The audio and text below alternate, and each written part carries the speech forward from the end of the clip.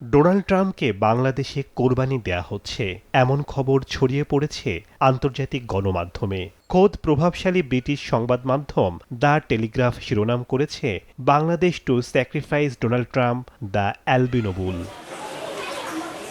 মাথায় সোনালি ঢেউ খেলানো চুল আর গায়ের রঙের কারণে নারায়ণগঞ্জের একটি খামারের এই অ্যালবিনো মহিষটির নাম রাখা হয়েছে ডোনাল্ড ট্রাম্প।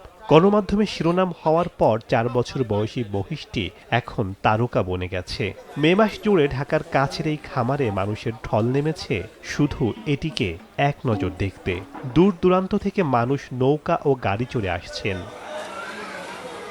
পাকিস্তানের গণমাধ্যম ডনের প্রকাশিত প্রতিবেদনে মন্তব্যের ঘরে এক ফেসবুক ব্যবহারকারী লিখেছেন, ট্রাম্পের সঙ্গে পার্থক্য হল মহিষটির কথা অ্যাবস্টেইন ফাইলে নেই। মহিষটির মালিক ৩৮ বছর বয়সী জিয়াউদ্দিন মৃধা ১ বছর ধরে পরম যত্নে এটিকে লালন পালন করেছেন। জিয়াউদ্দিন কিছুটা আবেগপ্রবণ হয়ে জানান, তিনি ডোনাল্ড ট্রাম্পকে খুব মিস করবেন।